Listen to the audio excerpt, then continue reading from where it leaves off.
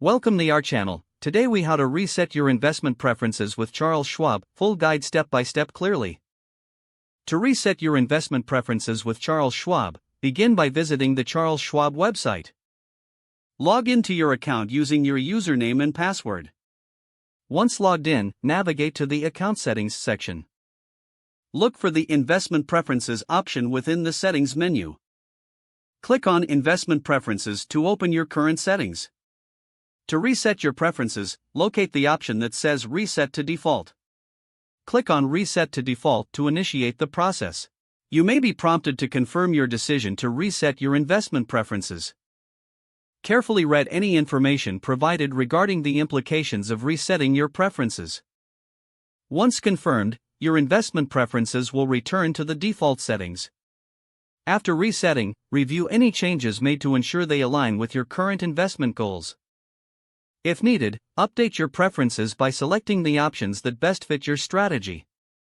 Ensure you save any changes made before exiting the settings menu.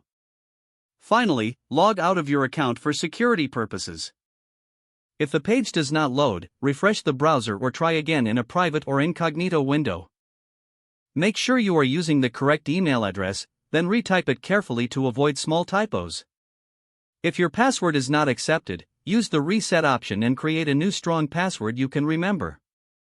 Check your spam folder for verification or security emails, then complete any requested confirmation steps. Enable two-factor authentication if available to improve account security and reduce unauthorized access risk. After signing in, review your profile details so your contact information and settings are accurate and current. If you see an error message, note it down and try again after restarting your device and internet connection. Log out when you finish, especially on shared devices, to keep your account and payment information secure. If the page does not load, refresh the browser or try again in a private or incognito window. Make sure you are using the correct email address, then retype it carefully to avoid small typos.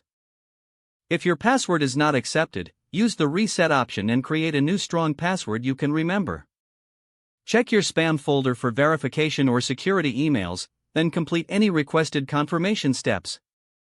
Enable two-factor authentication if available to improve account security and reduce unauthorized access risk. After signing in, review your profile details so your contact information and settings are accurate and current. If you see an error message, note it down and try again after restarting your device and internet connection. Don't forget to like this video and subscribe to our channel for more step-by-step tech guides.